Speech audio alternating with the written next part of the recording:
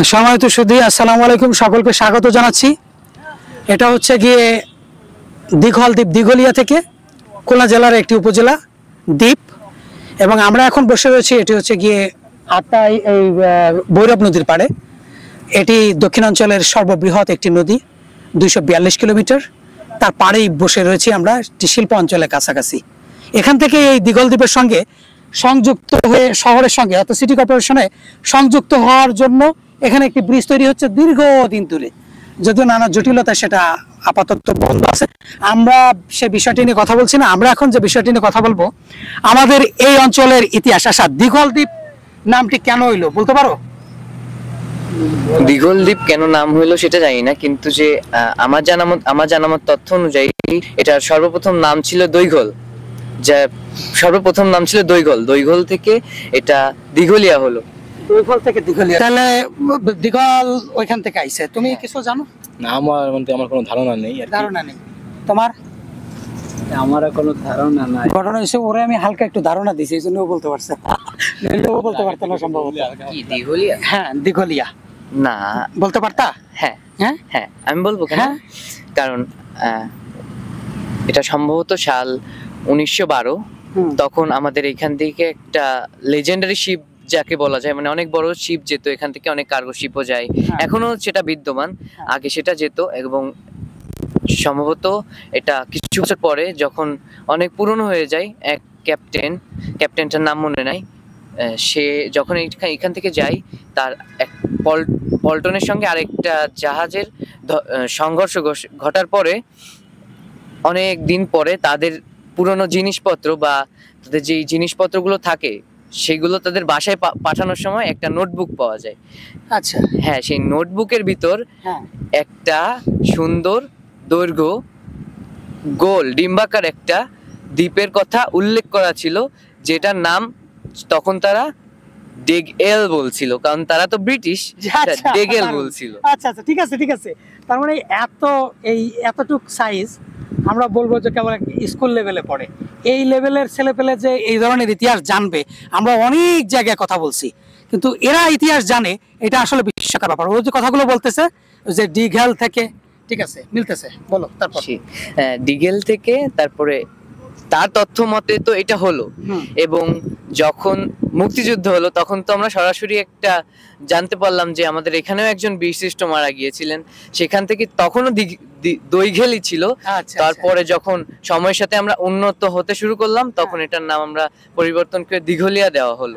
দিঘল থেকে দিঘলিয়া হয়ে গেল। হ্যাঁ, আসলে একেবারে যে ইতিহাসটা বলছে এটা একেবারে ঠিক তাই। এটা দিঘল নামটি ছিল, এটাই বাস্তবতা। আর দিঘল শব্দের অর্থ হচ্ছে কি লম্বা।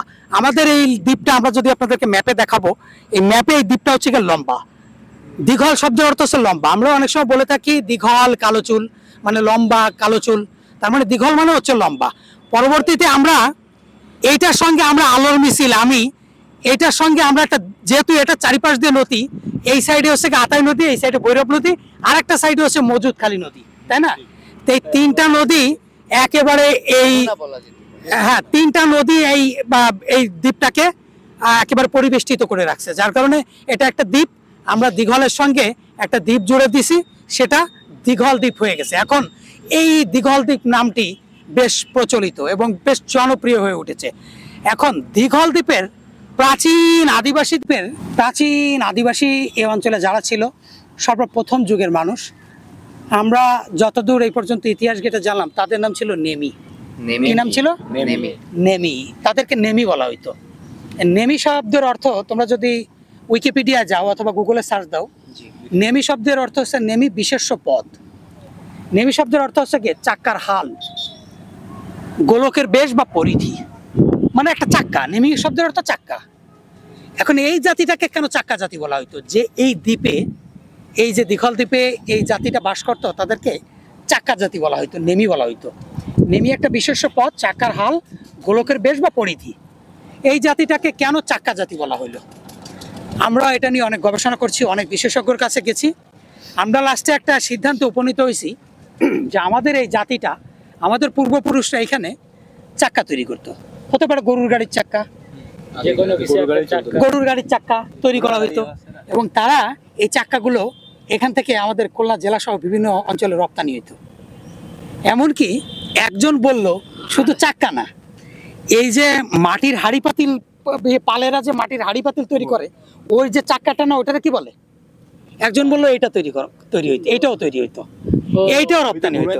ঘোড়ায় কামাররা হাড়ি পাতিল তৈরি করে যে চাক্কাটা, তা এখন এইগুলাও তৈরি হইতো। তার মানে এটা কিন্তু আমাদের একটা ইতিহাস। আমরা যখন আমাদের শেকড়কে জানতে পারবো, বিষয়টা, গল্পটা শুনে কেমন লাগলো?